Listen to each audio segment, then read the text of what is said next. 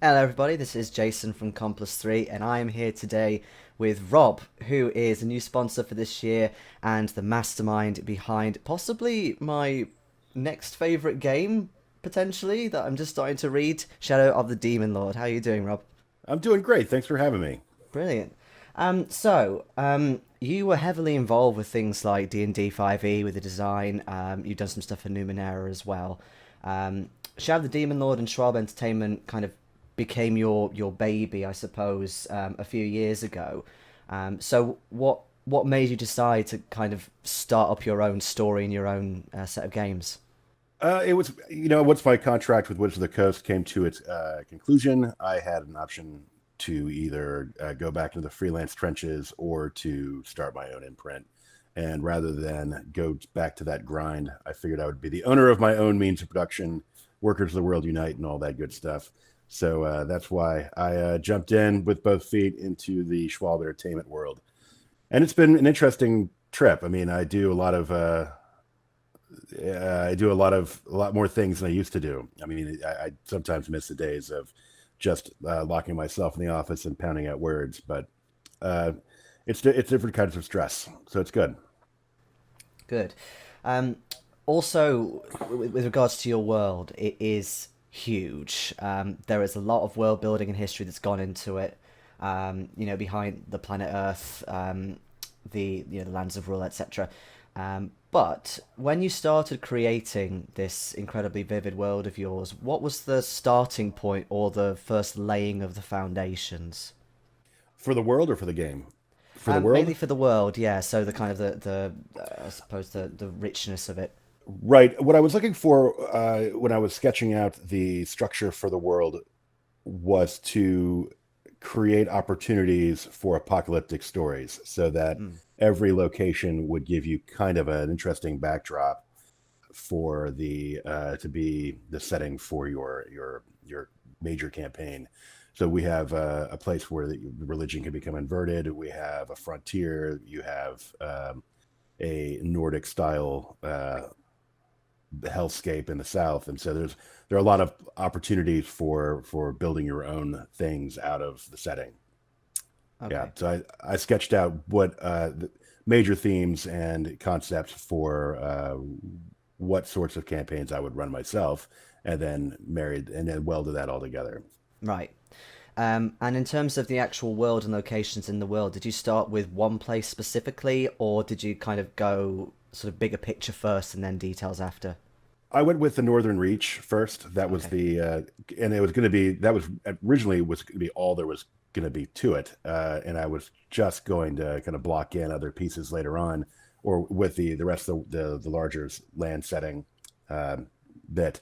But Northern Reach was going to be the place where I was expecting people to do most of their stomping around, so that became the focus. And then, as you can see from the map, it's not very well. It's only lightly sketched in for the continent map, and then as we've released lands and shadow supplements for it, we've been zooming in and detailing those locations.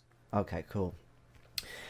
With as regards to the mechanics, quite different from D&D, and I know that you've had a lot of inspiration from Warhammer, but again, it's much more streamlined by the looks of it. So you've got your D20 and sometimes a D6.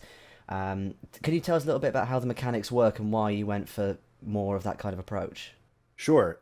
One of the things that I was really striving to achieve with this game was to eliminate all the obstacles that people find when trying to play role playing games. Um, at one point in the draft, Demon Lord used a full set of polyhedrals, and then during the early play tests, I would have a group of casual players and have a group of hyper invested players, and I'd have kind of a mix of the two. And so I was running multiple groups, and I found that for the casual players, these are people that only game because they just want to socialize. They really don't care too much about the nuts and bolts of it.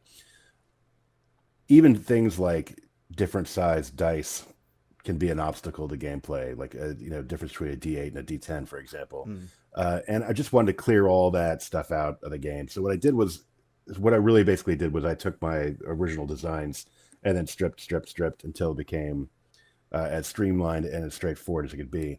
So the game system itself is really, as you mentioned, straightforward in the sense that you're rolling a d20, you're looking for a target number 10, or the target number of whatever is trying to resist your roll. Um, and we model difficulty with boons and banes, which are d6s you Yeah. roll in addition to your d20. Uh, Boons and banes cancel each other out, and you always add or subtract the highest one. So that lets you deal with situations on the fly as a game master that you might there's it's diminishing return. So if a player has three boons and you want to give them a fourth or a fifth, it's not going to bust the game. Similarly, if you've got two or three banes, it really doesn't matter if you give 6 or 10 at that point because you're probably going to roll that six. Um, Okay. but what's cool about it though is it'll let you be more fluid in your running style and respond to things without having to be too hyper focused about worrying about how bonuses stack. Mm. Some of the other things we did with this game were to get rid of the initiative process that has kind of Yeah. really bogged down a lot of other tabletop games in my experience. And one of the things I kind of found was that there's a strange procedure you go through when you're in full narrative mode and you're telling the story, and then you want to switch to a tactical mode, that you have to go through this big procedure of lining up who goes when. So rather than deal with that, we just assume that players go first and they can go in whatever order they want. Mm. And there's a fast and slow combat, I Right. believe. If you act fast, you get to do one thing on your turn. If you go slow, you could do two things on your turn, and the game master goes in between fast and slow turns. Oh, okay. Yeah. So again, even with that, it's still very, very simple. Yeah, and it plays fast, and then eventually once character and the game auto, you might go slow in the first couple rounds, which means that combat rounds last a bit longer. But as people are converging and you're just trading blows in a fight, pretty much everyone's going on fast turns, so you're only having to worry about one thing around per player, and it really flies. Brilliant. Brilliant. Okay. Um, Obviously it is a very dark and gritty game, but I know that there's still kind of at least a starting point of you've got your heroes pushing back the darkness. But I am aware that there are things like corruption in the game that could potentially taint characters, and things like forbidden spells and all this sort of deliciously dark stuff in there that the players can potentially latch onto. Um, I mean, how far can players take that, with regards to how corrupt they can go before the game can't really be played anymore? Or is there no end at all to that? There's no end.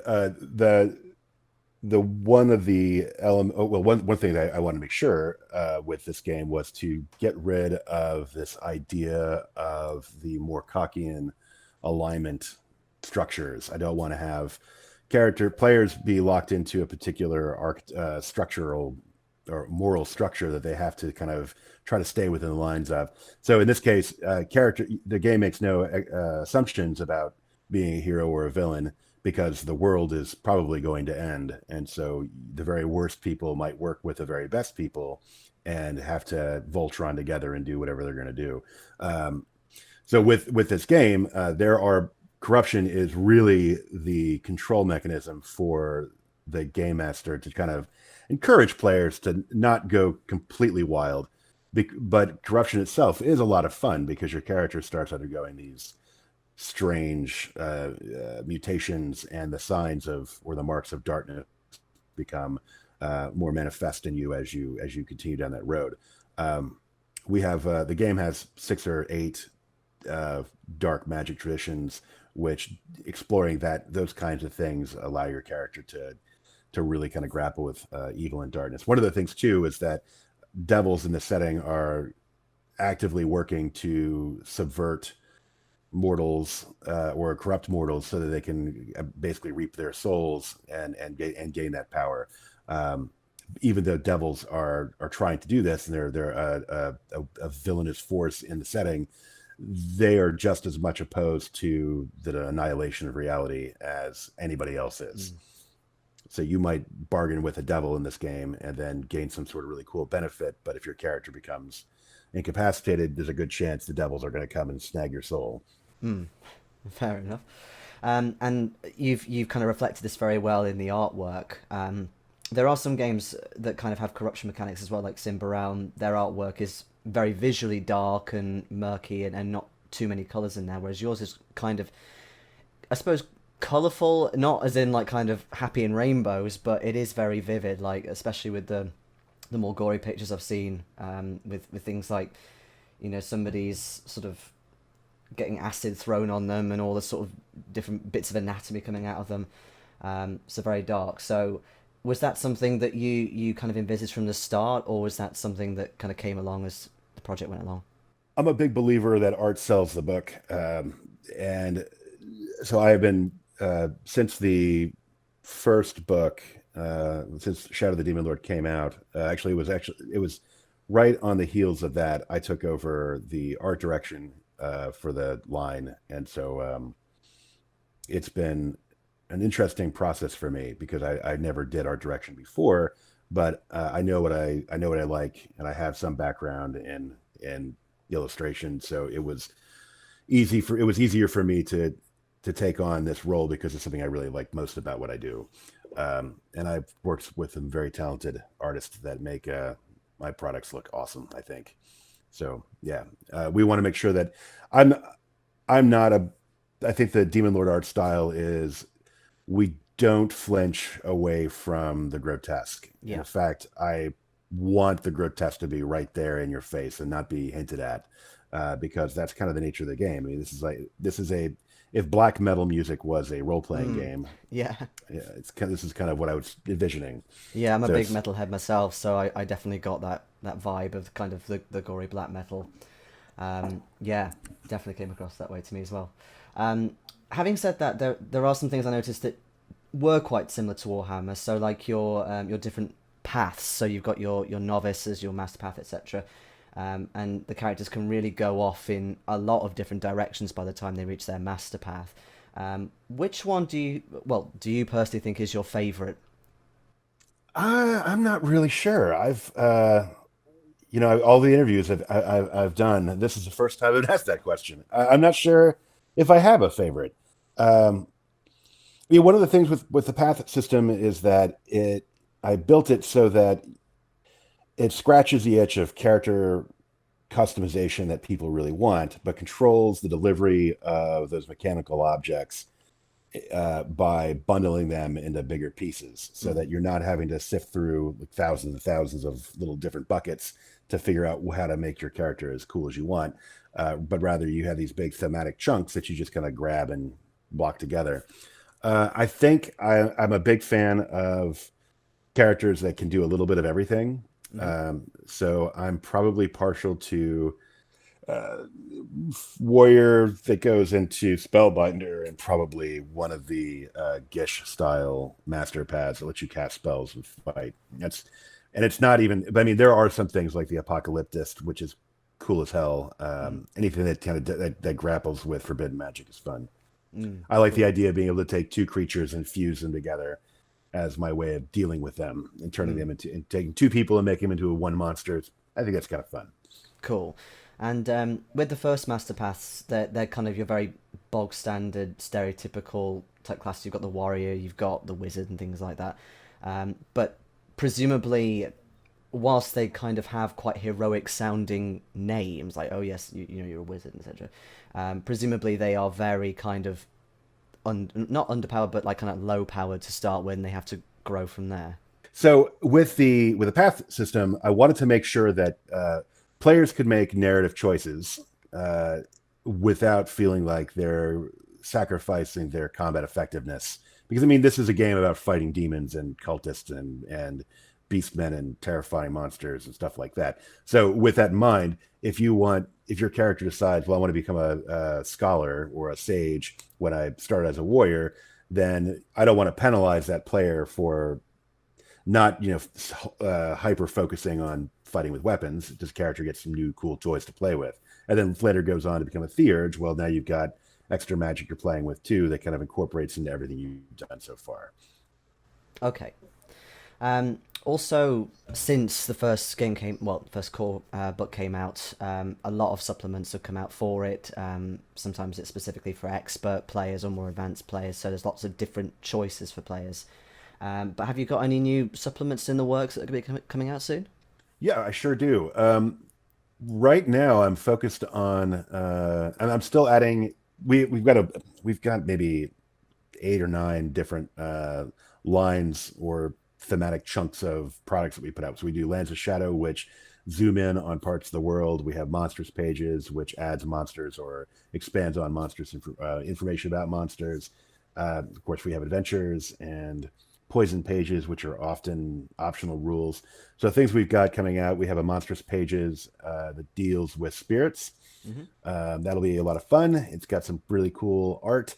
Matteo Spirito does some work in this, and I'm pretty excited about it. It was supposed to be a 5,000 word thing and ended up being 15,000, so it's going to be a nice, chunky expansion. Nice. We also have Soldiers of Fortune, which reveals 3 new fighty type expert paths, trying to get some balance back to the game now that we have occult philosophy, which added a veritable mountain of magic and paths for it. And then we're doing a short adventure called Suffer None to Live, where you are racing against time to rescue villagers from beastmen before they eat them. Then we have a new ancestry coming up, which is about some mushroom people. That should be fun. And then we're doing a Cult of the Machine God and a Hmm. Lands in Shadow focused on the Northern Reach. So those are just a few things that are coming out for Demon Lord. Although my time right now is largely swallowed up by Shadow of the Mad Wizard, which is the next game I'm working on. Okay, cool. So just to round this down, as a bit of fun, Rob, what out of all the demons that have manifested out of your brain, which one of them is your favorite? I think it goes all the way back to my work on Tome of Corruption. Um, I think one of the tables that in the big demon tables that were or mutation things was a creature who uses eyeless white mice in place of blood. And so I took that idea and then I made a demon in one of something somewhere that's made of glass that has eyeless white mice all running around inside of its body. And I think that's a lot of fun because you break the demon up and the mice come pouring out. It's Hmm, yeah. awesome. It's not that exciting, but I find it gross. Still, it's not like the stereotypical demon and how it looks. That is very different. Yeah. And it's the nature of Demon Lord is that demons don't have physical bodies on their own. Yeah, They grab whatever's available when they come into the world and they assemble their bodies from that. brilliant.